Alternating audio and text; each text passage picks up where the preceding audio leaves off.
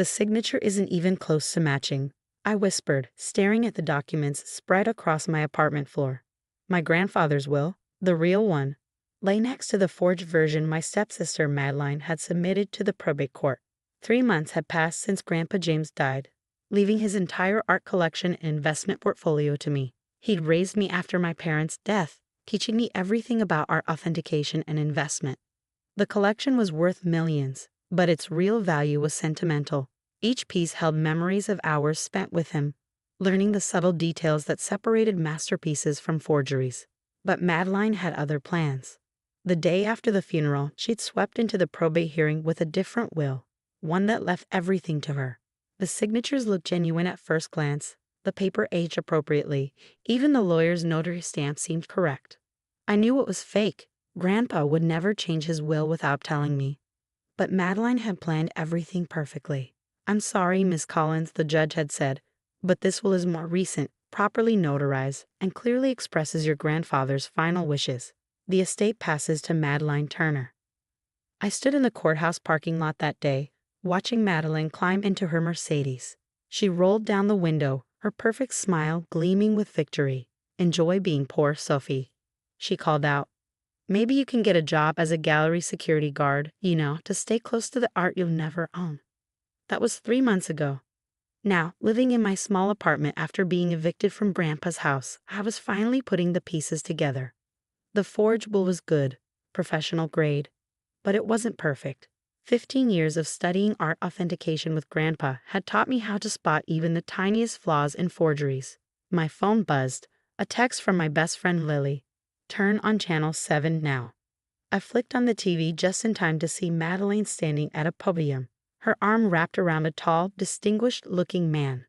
"We are thrilled to announce the engagement of James Harrison II, CEO of Harrison Global Investments, to Madeline Turner, heiress to the prestigious Collins Art Collection," the reporter announced. I nearly dropped my coffee. James Harrison II wasn't just any wealthy CEO. He was one of the world's foremost art collectors and authentication experts. His private collection was legendary, and his reputation for spotting forgeries was unmatched. The couple met at a charity auction. The reporter continued, where Ms. Turner was showcasing pieces from her recently inherited collection. They planned to combine their collections after the wedding, creating one of the largest private art holdings in the country. The camera zoomed in on Madeline, resplendent in designer clothes bought with my grandfather's money. "James and I share a passion for authentic art," she simpered. "He's been absolutely fascinated by some of the rare pieces in my collection." "I bet he has," I thought, remembering the hundreds of hours Grandpa and I spent documenting every detail of each piece, including some very specific flaws that only a true expert would recognize. My phone buzzed again. "Lily, isn't Harrison the guy who exposed that huge art forgery ring last year?" I smiled for the first time in months. Madeline might have fooled a probate judge with her forged will, but she was about to show her fake collection to someone who would spot the inconsistencies immediately. See, there was something about the Collins art collection that only Grandpa and I knew. Something that would be obvious to an expert like James Harrison, but completely invisible to someone like Madeline who only saw dollar signs. 3 pieces in the collection were extremely convincing forgeries, purchased by my grandfather specifically to teach me the art of authentication. He kept detailed documentation of their true nature, including purchase records and correspondence with the forgers, all stored in a hidden safe that Madeline knew nothing about. I had discovered the safe's existence 2 days before Grandpa died. He left me a letter with the combination, telling me to use the contents when the time is right. I'd been too grief-stricken to open it before the probate hearing, but now, I pulled out my laptop and started typing an email to James Harrison's personal address, which, thankfully, Grandpa had in his contacts list. "Dear Mr. Harrison, congratulations on your engagement. As the rightful heir to the Collins art collection, I believe there are some details about certain pieces that might interest you, particularly the Vermeer study, the early Monet, and the recently discovered Degas."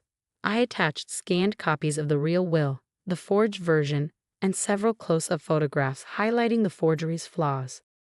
"I look forward to discussing this matter with you, preferably before you combine your collection with one that contains several extremely well-documented forgeries.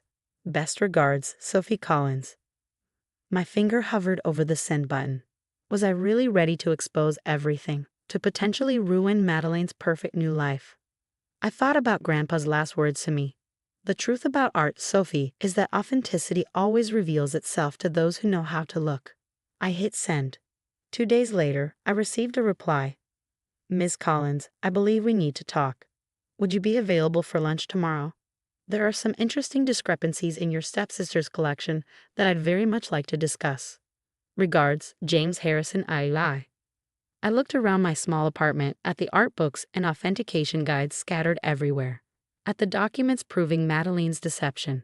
Soon, a real expert would see exactly what she'd done, not just with the will, but with the precious collection she'd stolen. Madeline had taught me that some people will do anything for money, but Grandpa had taught me something more valuable, that true authenticity, whether in art or in life, eventually comes to light. As I replied accepting the lunch invitation, I smiled thinking about Madeline's words in the courthouse parking lot. Maybe she should have spent less time gloating and more time learning about the collection she'd stolen. Because sometimes karma doesn't just happen, sometimes it needs an expert's eye to reveal the truth. The restaurant James Harrison chose for our meeting was exactly what you'd expect from a billionaire art collector. Elegant, private, and discreet. I felt out of place in my simple dress, but I carried something more valuable than designer clothes. Grandpa's documentation about the forged artworks. Harrison was already seated when I arrived, studying photographs of the collection spread across the table. He stood as I approached, his expression unreadable. Miss Collins, he extended his hand. Thank you for bringing this to my attention. Though I must admit, I was already concerned about certain pieces in your stepsister's collection. I sat down, placing my folder on the table. You noticed the inconsistencies in the vermeer. His eyebrows rose slightly. The brushwork on the bottom left corner. Yes, most people wouldn't catch that. My grandfather taught me well, I said, opening the folder. He bought that piece specifically because it was such a masterful forgery. He used it to teach me about authentication. I pulled out the original purchase documentation, along with Grandpa's detailed notes about the forgery's creation. Harrison's eyes widened as he read. This is extraordinary, he murmured. James Collins was a legend in authentication circles, but I had no idea he was documenting forgeries this way. There's more, I said, revealing the rest of the papers. The Monet and the Degas. They're also forgeries, exceptional ones, but fake nonetheless. My grandfather kept every detail about their origins. Harrison leaned back, running a hand through his silver hair. Miss Collins, do you understand what this means? Your stepsister has been presenting these pieces as authentic. She's already accepted offers from major museums for viewing rights. I know. I met his eyes steadily, just like she presented a forged will to steal my inheritance. I showed him the two versions of the will, pointing out the subtle discrepancies that proved the newer one was fake. His frown deepened as he examined them. The probate judge missed this? He asked, pointing to a tiny flaw in the signature. Madeline hired professionals. They're good, just not good enough for someone who knows what to look for. At that moment, the restaurant's door burst open. Madeline stormed in, her face flushed with anger. What are you doing here? She demanded, glaring at me. James, darling, why are you meeting with her? Harrison stood slowly. We were discussing the Collins collection, particularly some interesting details about its authenticity. Madeline's face paled slightly, but she recovered quickly. Authenticity. Everything in that collection is genuine. Sophie's just jealous because Grandpa James left it all to me. Did he? Harrison picked up the forged will. Like this document is genuine? Of course it is, Madeline snapped. The court approved it. Just like the Vermeer study is genuine? I asked quietly. The one Grandpa bought from Marcus Way in 2008 specifically because it was such a well-crafted fake. Madeline's composure cracked. You're lying. Actually, Harrison interjected, she's not. I've suspected those pieces were forgeries since I first saw them. I just couldn't understand why James Collins would have forgeries in his collection. He gestured to the documentation. Now I know, they were teaching tools, and quite valuable ones for authentication study. He turned to Madeline, his voice cold. You've been presenting known forgeries as authentic pieces. That's art fraud, Madeline. A federal offense. You don't understand, she pleaded, reaching for his arm. Sophie's manipulating you. She's always been jealous of me. The only manipulation here, Harrison replied, is the forge will you use to steal her inheritance. He pulled out his phone. I've already contacted the FBI's art crime division. They're very interested in both the fraudulent art sales and the probate fraud. Madeline's face turned ashen. You can't, we're engaged. We're engaged, Harrison corrected. I don't marry art fraudsters. Security appeared at Madeline's elbows. Harrison's personal team, I realized. As they escorted her out, she turned to me one last time. You've ruined everything, she shrieked. This is all your fault. No, I said calmly. This is karma. Grandpa always said authenticity reveals itself to those who know how to look. After she was gone, Harrison turned to me. The FBI will want to speak with you about the documentation. The probate court will also need to be notified about the forged will. I nodded, gathering the papers. I know, I'm ready. One more thing, he added. The authentication techniques your grandfather developed, documented in these notes, they're revolutionary. Have you considered turning them into a formal authentication program? I blinked. I've thought about it, but starting something like that requires resources. Resources like a fully funded authentication institute. Harrison smiled. I've been looking to establish one for years. We should discuss a partnership. 3 months later, I stood in the newly restored Collins Gallery, watching as workers rehung the collection in its rightful place. The probate court had quickly reversed its decision once presented with evidence of Madeline's forgery. She and her accomplices were facing federal charges for both the fraudulent will and the attempted art fraud. The Collins Harrison Authentication Institute occupied the building's top floor, where I now taught others the techniques Grandpa had passed down to me. Harrison had proven to be a generous partner, expanding our program to include international research and authentication projects. My phone buzzed, a message from the prison where Madeline awaited trial.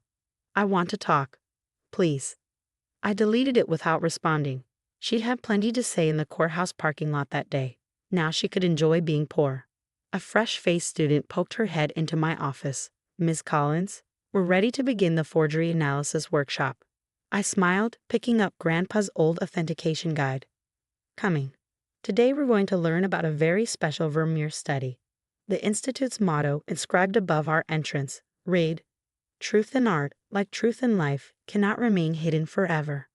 Below it in smaller letters, we added Grandpa's favorite saying, Authenticity always reveals itself to those who know how to look.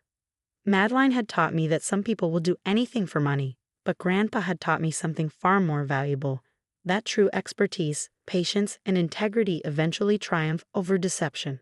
And sometimes, if you're lucky, karma arrives in the form of a billionaire art collector who knows exactly what to look for.